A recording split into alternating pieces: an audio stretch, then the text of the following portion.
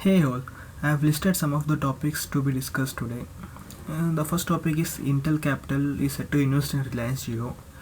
Next, 8 policemen were shot dead by criminals in Uttar Pradesh. US is non-committal to CATCA waiver for India to buy fighters from Russia. Next, US installing AI-based border monitoring system. And the last one is New Zealand mock shooter to be sentenced in August. So let's discuss these topics one by one. Intel Capital will invest rupees 1800 crore in Geo platforms at an equity value of rupees 4.9 lakh crore and an enterprise value of rupees 5.16 lakh crore. Intel Capital's investment will translate into a 0.39% equity stake in Geo platforms on a fully diluted basis, Reliance Industries and Geo platforms said in a joint statement. The deal with Intel takes the total stake that Reliance Jio sold in Jio platforms to 25.09%. Mumbai-based Reliance Industries has now raised and combined rupees 1,17,000 crore from some of the world's leading tech investors led by Facebook, which bought a 9% stake. Jio said, "We are extremely delighted to deepen our ties with technology leaders that embody our vision of transforming India into a leading digital society in the world. Intel Capital has an outstanding record of being a valuable partner for leading technology companies globally.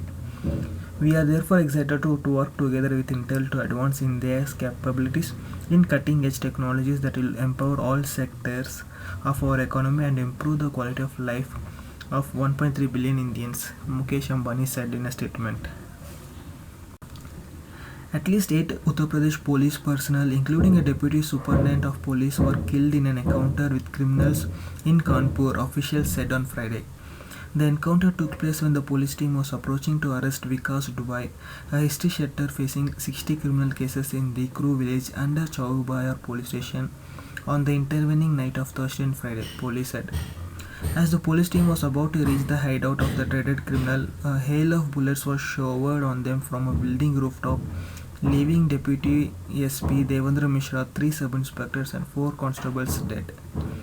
Giving details of the incident, Uttar Pradesh Director General of Police H.C. Awasthi said the notorious criminal might have got an inkling of the impending raid.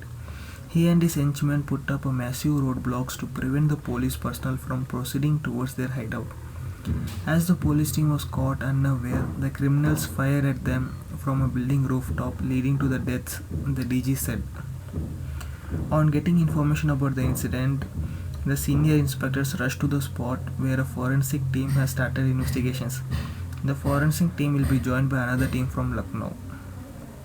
Chief Minister Yogi Adityanath paid tributes to the slain policemen and conveyed his heartfelt condolences to their family members.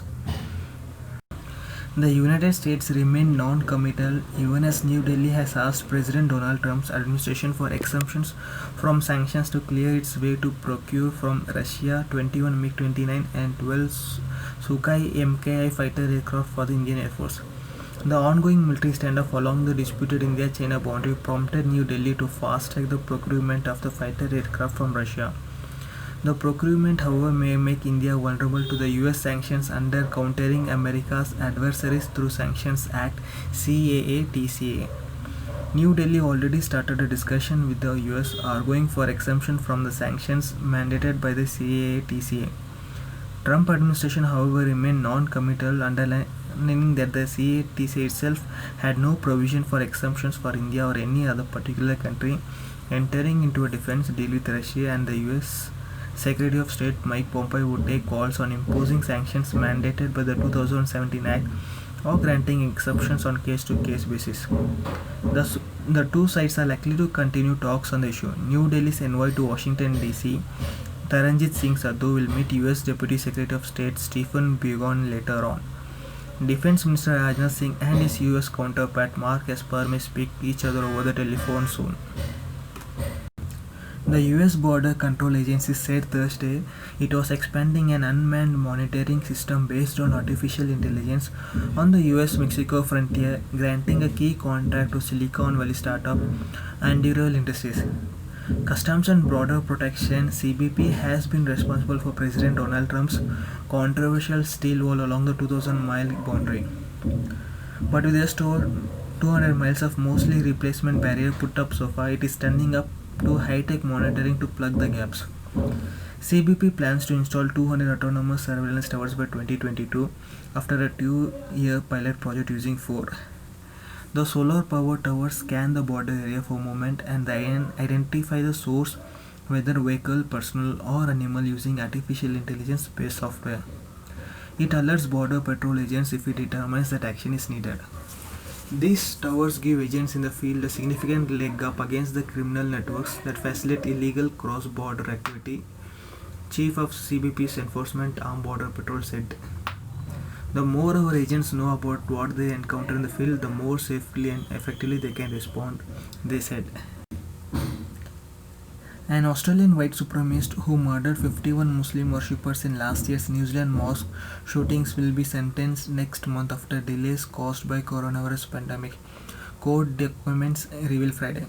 Far-right extremist Brenton Tarrant was convicted in March of 51 murder charges, 40 of attempted murder and 1 of terrorism, after dropping his previous not guilty plea. At that time, New Zealand was in COVID-19 lockdown, meaning surviving victims and families of the slain could not attend court to see him sentenced. The South Pacific nation has since contained the virus, allowing social distancing rules to be suspended, which High Court Judge Cameron Mander said cleared the way for Tarrant to be sentenced on August 24. Now, in the absence of community transmission of the COVID-19 virus in New Zealand, our courts have returned to normal operations, they said in a judicial minute released on Friday. The public and importantly victims and their families living in New Zealand can attend court sittings. He said 3 days had been set aside for the sentencing, but added the hearing will take as long as is necessary. New Zealand does not have a death penalty, but Tarrant, a former gym instructor from the Australian county town of Grafton, faces the prospect of spending the rest of his life behind bars. Thank you for watching this video. If you like this video, please comment and share it. You can also subscribe to this channel for more important updates. Thank you very much. Bye.